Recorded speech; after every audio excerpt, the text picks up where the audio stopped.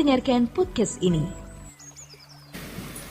Hanya Injil yang memuat perkataan-perkataan Tuhan Yesus yang menyingkapkan misteri sesembahan yang benar.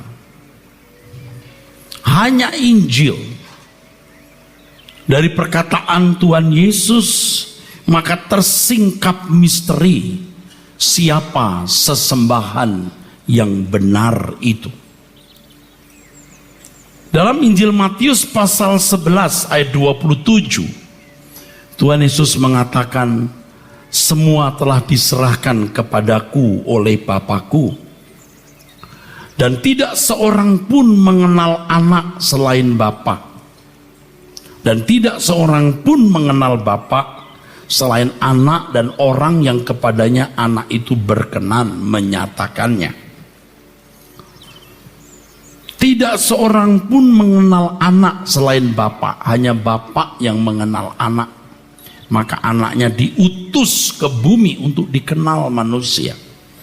Setelah anak di bumi dikenal oleh manusia, maka anak memperkenalkan siapa bapaknya. Bapak Ibu saudaraku sekalian, orang Israel mengenal Allah mereka sebagai Elohim. Ini sebenarnya sebutan umum atau generic name.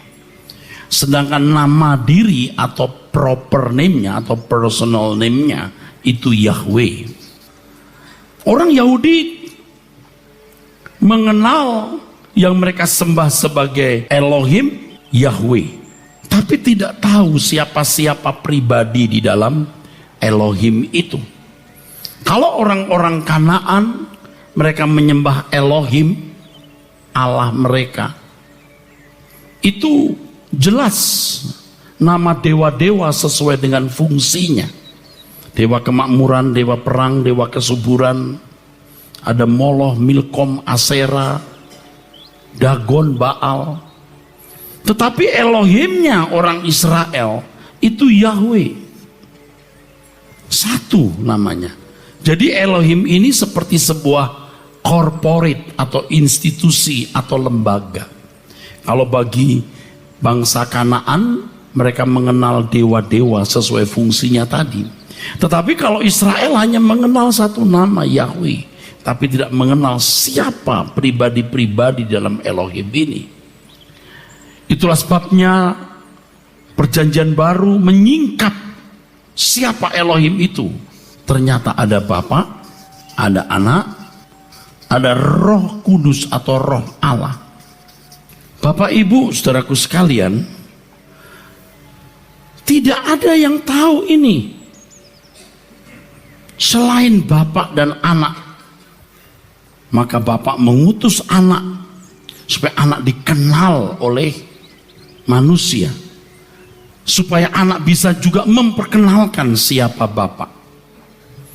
Dengan hal ini kita mengerti bahwa sesungguhnya ada satu pribadi yang maha agung, yang memiliki segala kuasa dan yang memerintah jagat raya ini sebagai tuan rumah dari jagat raya ini, yaitu Bapa. Segala kuasa itu dari Bapa. Pemerintahan jagat raya ini Bapa, dengan tatanannya yang sempurna. Kalau di bumi kita mengenal hukum seperti hukum gravitasi, hukum Archimedes, jagat raya ini memiliki hukum yang membuat planet-planet tidak berbenturan satu dengan yang lain, dengan tarikan daya magnet yang berbeda-beda. Satu matahari tidak benturan dengan matahari yang lain. Dari kumpulan matahari yang disebut galaksi tidak berbenturan dengan galaksi yang lain. Galaksi Milky Way tidak berbenturan dengan galaksi Andromeda dan seterusnya. Itu hebat. Ini Bapa. Pemerintahan Bapa. Pemerintahan juga di dalamnya termasuk pengaturan jagat raya dengan hukum-hukumnya. Saudaraku, yang kita harus tahu ini, bahwa ternyata Bapa ini memiliki satu kesukaan. Atau kalau saya mulai berkata satu-satunya kesukaan, yaitu anak tunggal kesayangannya. Nanti dalam Injil Yohanes kita bisa membaca, kalau tidak sempat hari ini, minggu depan saya sambung. Ini anak kesayangan. Bapak memiliki banyak anak. Di dalam Ibrani pasal 12 ayat 9, dia disebut sebagai Bapak segala roh. Bapak segala roh artinya semua oknum, semua pribadi, semua entitas yang memiliki roh, itu rohnya berasal dari Bapak. Yang pertama, anak tunggal. Anak tunggal ini keluar dari Bapak. Tapi dia tidak termasuk ciptaan karena dia ikut menciptakan. Yang kedua, malaikat-malaikat. Malaikat-malaikat, malahim. Kalau saudara membaca Ayub pasal 1 ayat 6, di sana ada anak-anak Allah yang menghadap Elohim Yahweh. Malaikat-malaikat itu disebut anak-anak Allah, dan di antara malaikat itu nyelip satu yang namanya setan. Lalu ada lagi yang memiliki roh, kerubim, kerub. Ini yang ada di tahta. Dan ada satu oknum yang bisa salah satu kerub atau lebih tinggi nilainya dari kerub. Karena kerub ikut menjaga dia. Itu tulisan saya, ya. Memang ada kerub, salah satu kerub yang sangat menonjol atau satu oknum di sekitar kerub yang berjalan di taman Tuhan, itu namanya Hillel bin Sakar. Ini loh si kunyuk itu, setan. Ini Lucifer. Malaikat itu malahim, messenger. Sedangkan Lucifer tidak pernah jadi messenger. Dia oknum agung sebenarnya yang ada di taman Tuhan. Dia di sekitar kerub, atau dia salah satu kerub, atau dia lebih tinggi dari kerub. Ini Lucifer. Jadi kalau orang menyerang saya dengan perkataan Lucifer kok bukan malaikat, memang bukan. Dia tidak pernah menjadi messenger. Memang dia bisa bersifat malaikat, angelic being, tapi itu pun tidak tepat.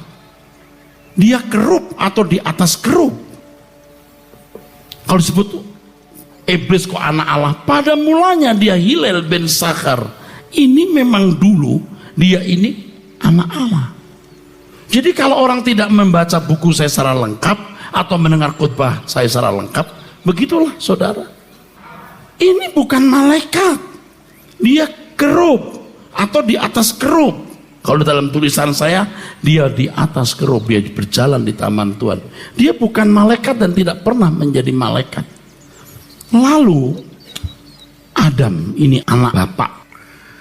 Nah, Bapak di surga itu paling sayang dengan ini, atau satu-satunya kesayangan. Maka segala sesuatu dijadikan oleh, melalui, atau karena dia.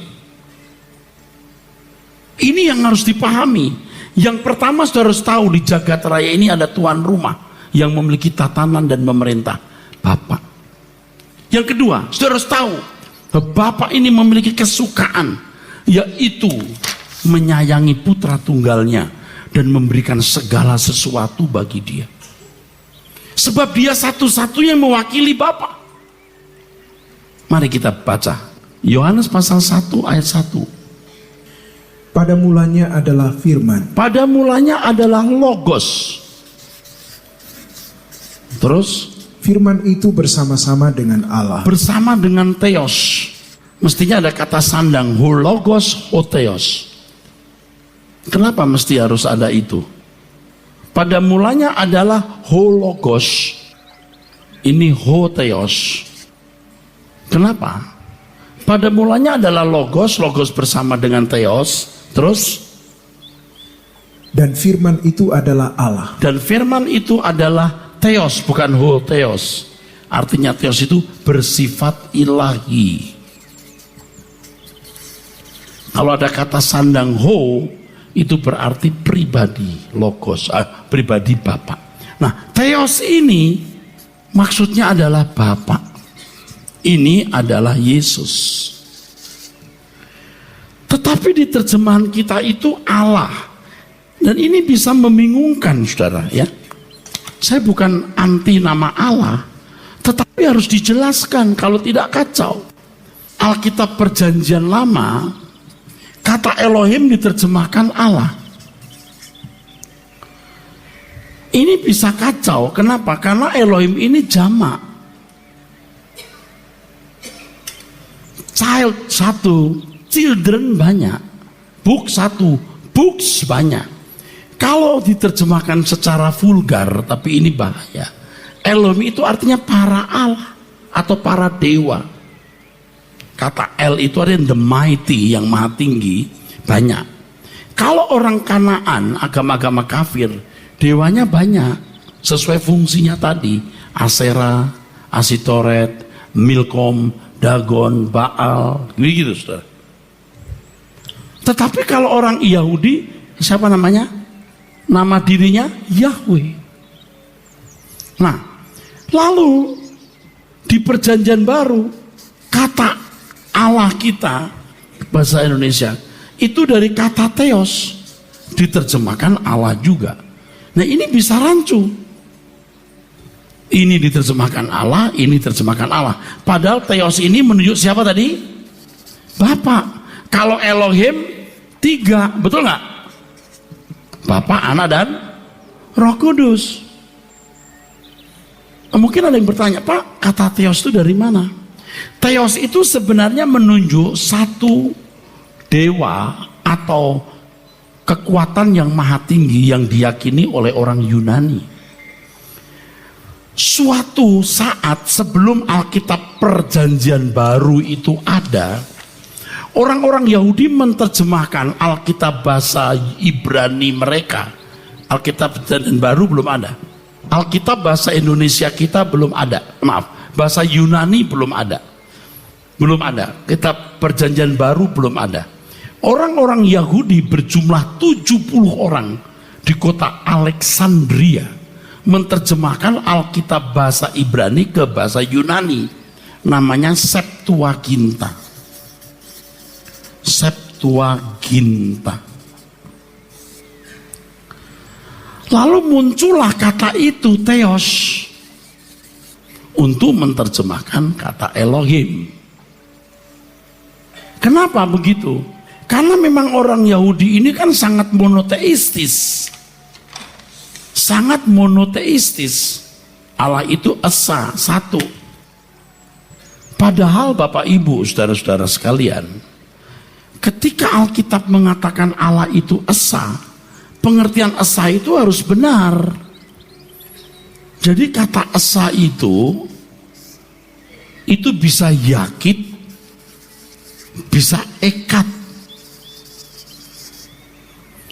Ketika firman Tuhan mengatakan, Abraham, persembahkan anakmu yang tunggal, yakit.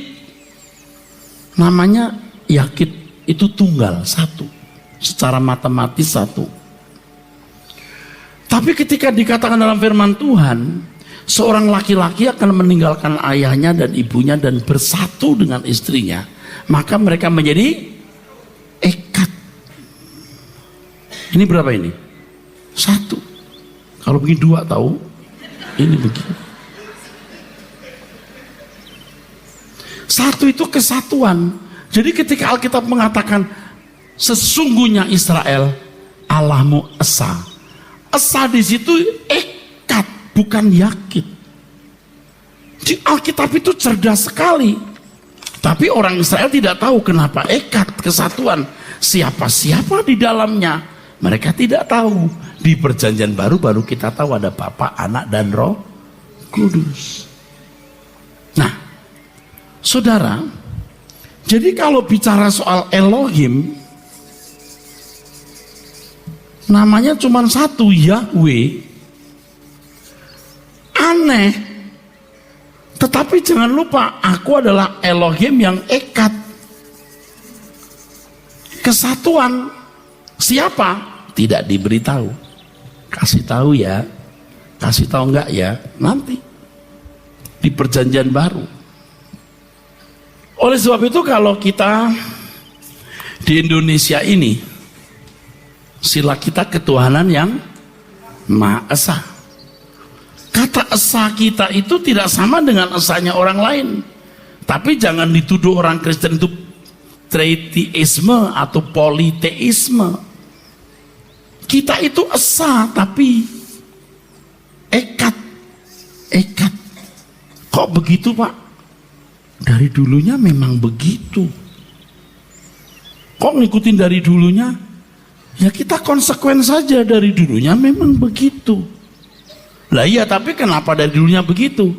Nah, kita taunya ada Adam dan Hawa, adanya Nuh, adanya Abraham. Dari mana?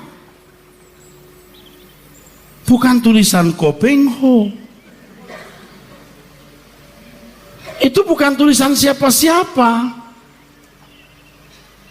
Itu ada karena ditulis oleh orang-orang Yahudi yang kitab sucinya sudah lengkap atau ditulis sebelum Yesus, jadi 3.500 tahun yang lalu.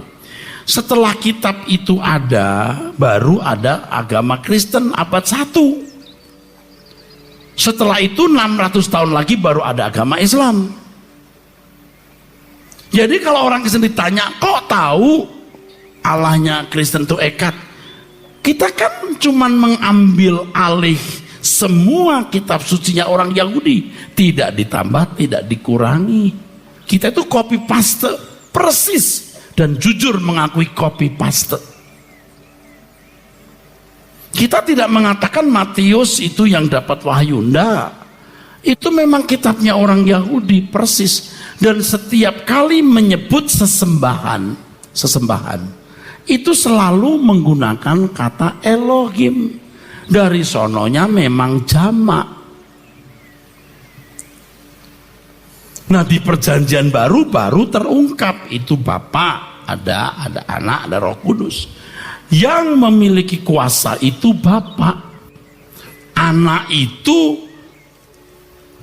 menjadi wakil Bapa. Jadi kalau kita bicara mengenai kata sesembahannya yang disembah, itu agama kita dengan agama lain itu beda. Nggak sama. Kalau dulu saya ditanya Allahnya sama nggak, Pak? Saya harus mengatakan hari ini tidak. Kok tidak? Ya kalau Allahnya sama ya Yesus harus ikut. Kalau ada orang mengaku yang menciptakan langit dan bumi itu nggak ada Yesusnya, Allahnya beda. Karena pada mulanya logos, hologos.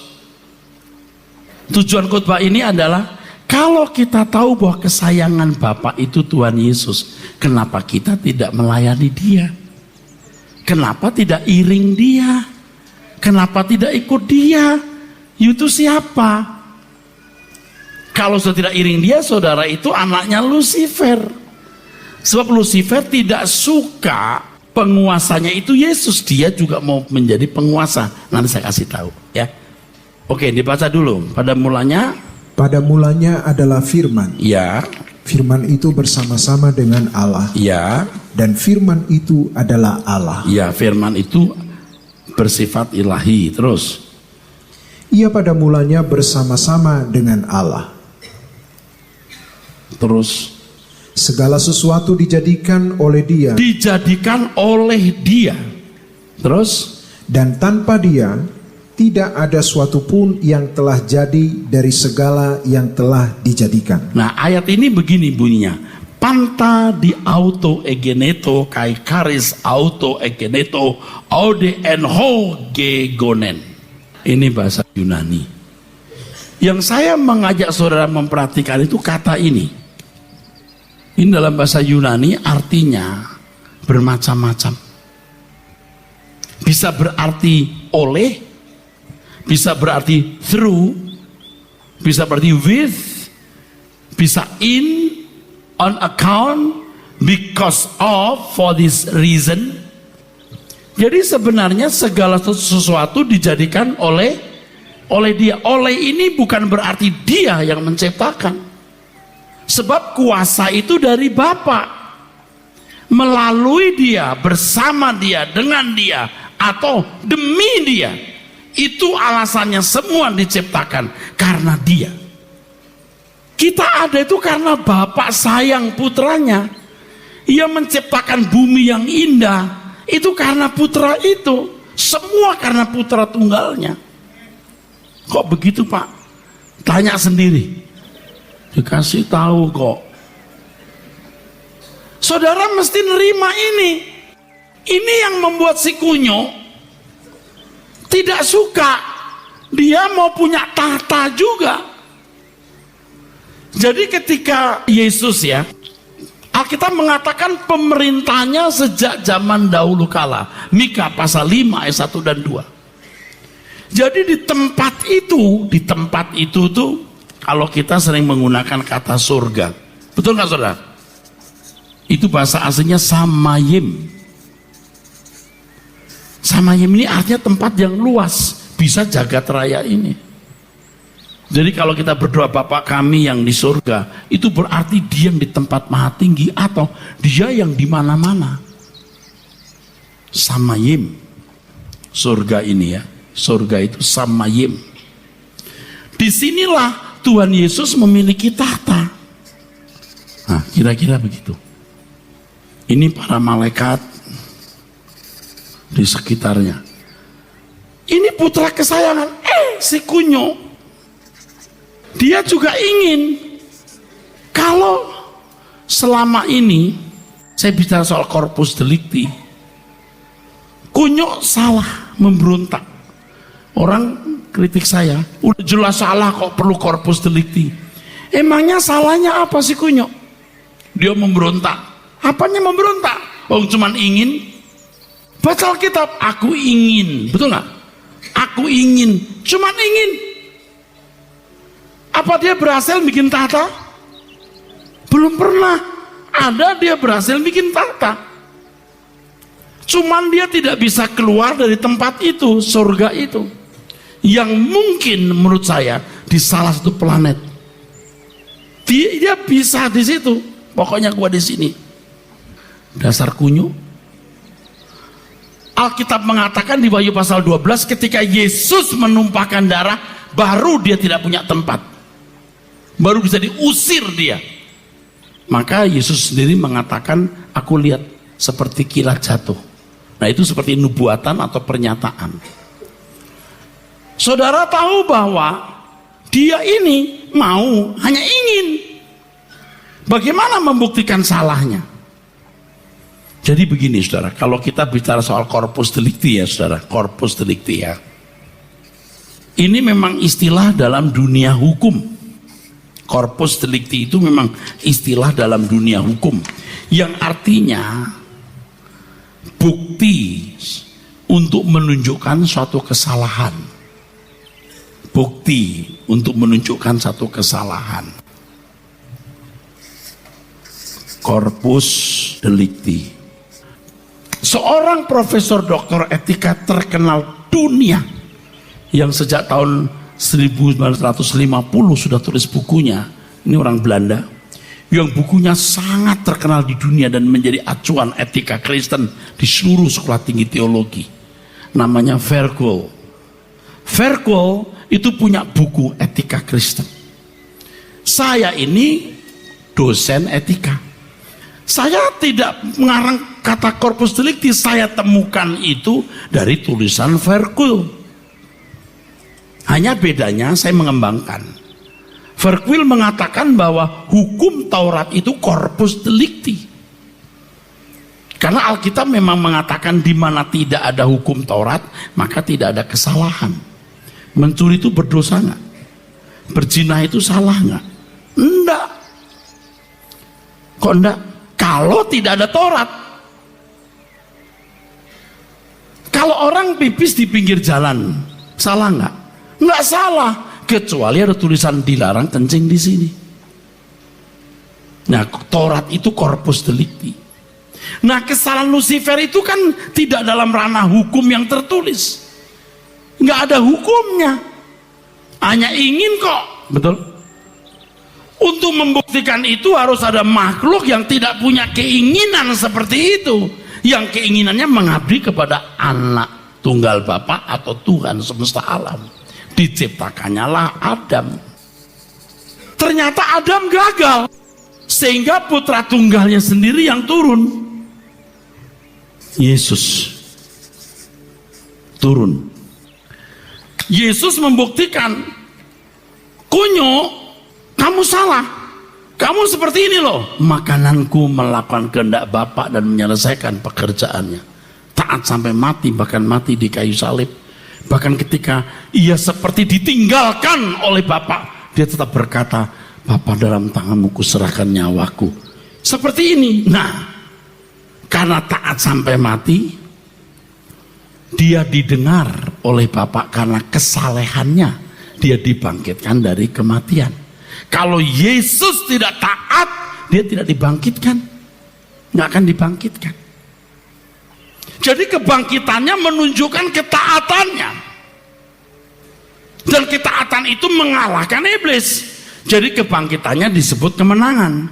Jadi menangnya bukan karena dia bisa bangkit. Nah, Bapak bisa bangkitkan dia kapan saja. Tapi karena dia taat, itulah kemenangannya. Maka Bapak berkata, ini anakku yang kukasih, kepadanya aku berkenan. Maka segala kuasa di surga di bumi dalam tangannya. Kunyuk satu ini, si Lucifer, dia masih kok. Maaf, saya balik lagi ya. Dia pernah menguji Yesus. Kalau kau menyembah aku, kuberikan dunia padamu. Puji Tuhan, Yesus sudah belajar kebenaran. Dia tahu bahwa semua harus menyembah Bapa di surga. Oh, enggak mau saya. Kamu harus menyembah Tuhan Allahmu. Dan hanya kepada Dia saja kamu berbakti. Nah, lalu apa implikasinya untuk kita khutbah ini, saudaraku? Saudara, kemuliaan sebagai anak Allah itu dimiliki Tuhan Yesus. Dan yang itu juga harus kita miliki, itu penting. Yohanes pasal 1 ayat 14. Firman itu telah menjadi manusia dan diam di antara kita, dan kita telah melihat kemuliaannya, yaitu kemuliaan yang diberikan kepadanya sebagai anak tunggal Bapa. Kata diberikan, teks aslinya tidak ada loh. Teks aslinya di situ untuk konteks ini sebagai. Jadi kalau kita belajar firman Tuhan, kita menemukan bahwa Yesus berjuang, walaupun dia anak, dia belajar taat dari apa yang dideritanya. Sehingga ketika sampai kepada kesempurnaan, dia menjadi pokok keselamatan, teladan, contoh bagi orang yang taat kepadanya. Kami sudah lihat kemuliaannya. Untuk apa? Karena kita harus juga mencontoh dia. Kalau kita mau menjadi anak Allah seperti dia, maka dibacalah ayat 10. Ia telah ada di dalam dunia, dan dunia dijadikan olehnya, tetapi dunia tidak mengenalnya. Dunia tidak mengenalnya. Terus, ia datang kepada milik kepunyaannya. ya, semua ini ada karena dia. Tentu kuasa dari Bapa, karena Bapa yang punya kuasa. Terus, tetapi orang-orang kepunyaannya itu tidak menerimanya. tidak menerimanya, bahkan menyalibkan. Orang Yahudi dari kelompok agamawan menyalibkan dia dengan rekomendasinya kekaisaran Roma menyalibkan. Orang-orang yang menjadi miliknya menyalibkan dia, saudara. Terus, tetapi semua orang yang menerimanya, diberinya kuasa. Nah, diberi hak. Kuasa itu exousia, diberi hak. Terus, supaya menjadi anak-anak Allah. Ini luar biasa.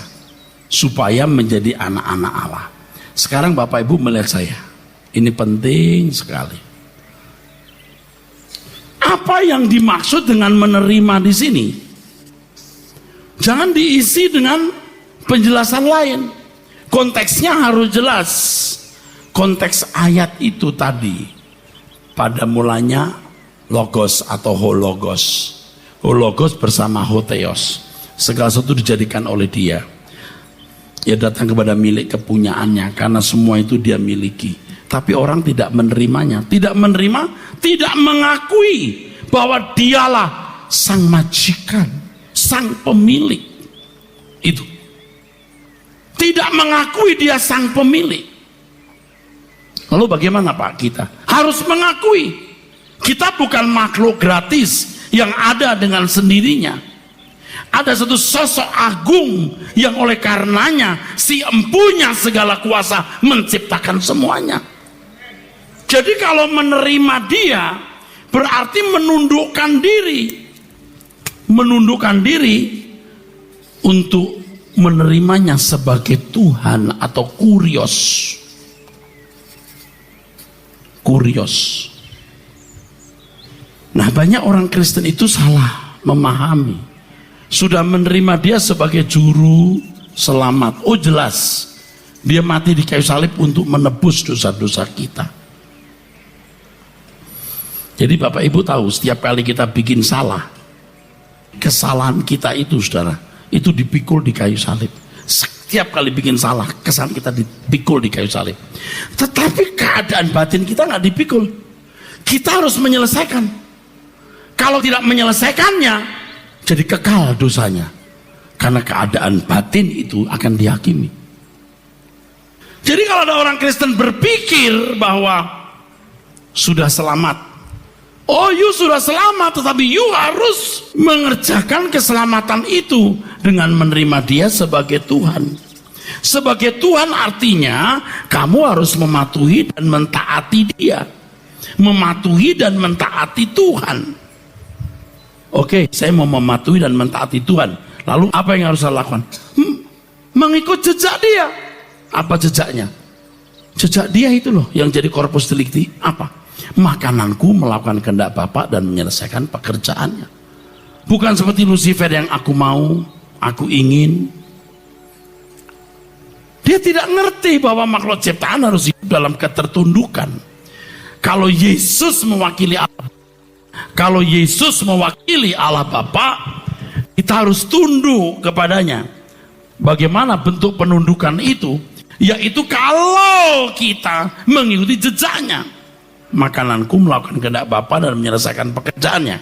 Kalau tidak Pak, Matius 7 ayat 2, 1, 2, 3, aku tidak kenal kamu. Jadi kalau saudara sekarang meninggal dunia ini, saya nggak yakin saudara masuk surga. Jangan begitu dong Pak. Jangan nakut-nakutin dong. Oh nah, saudara belum melakukan kehendak Bapa.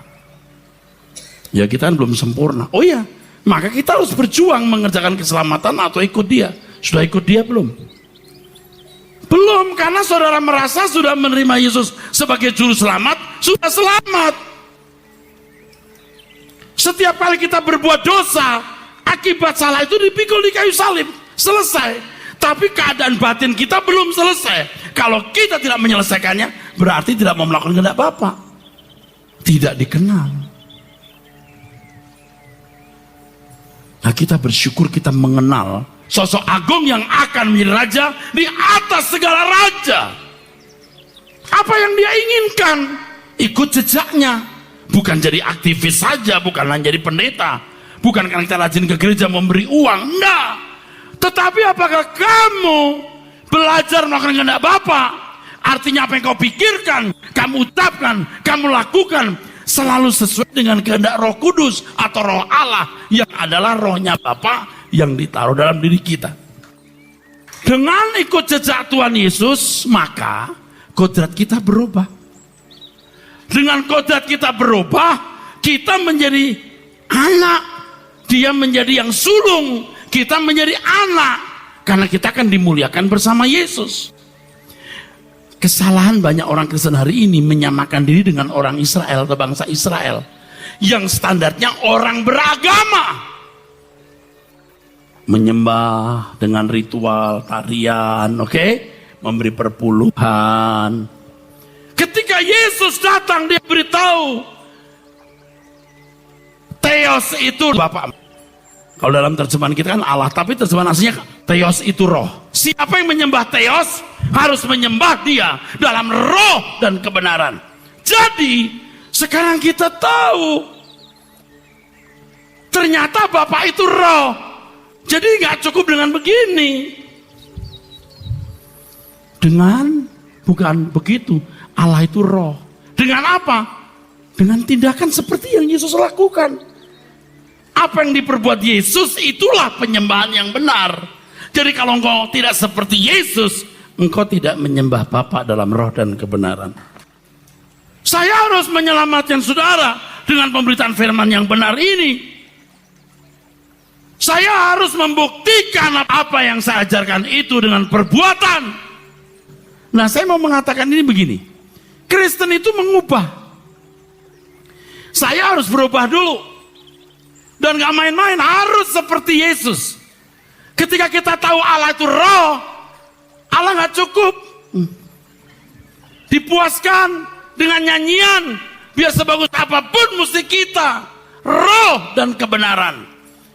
Yang gimana itu Pak?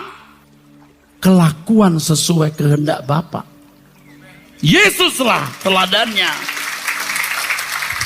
Kalau saudara menghormati Bapa di sorga dan mencintai Tuhan Yesus, saudara akan berjuang bagaimana menjadi seperti Dia.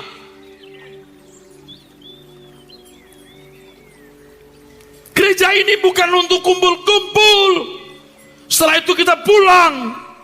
Gereja ini tempat di mana kita mendengar kebenaran, dan sepulang kita di tempat ini baru praktek.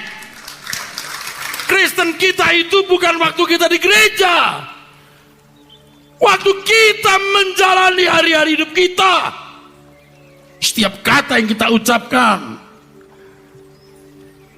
setiap gerak pikiran perasaan kita, tindakan perbuatan kita, semua harus menyenangkan hati Bapa. Itu yang benar.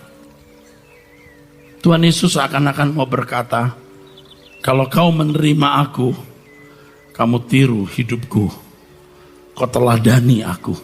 Kalau tidak, engkau berarti tidak menerima aku, engkau tidak mau taat. Nah, gereja sudah hampir tidak mengajarkan hal ini. Keselamatan seakan-akan mudah, padahal Yesus berkata, berjuanglah masuk jalan sempit. Banyak orang berusaha tapi tidak bisa masuk. Nah, saudara tidak berusaha apa-apa, saudara bisa binasa. Jadi sebelum saudara binasa, saya beritahu, bertobatlah. Amin.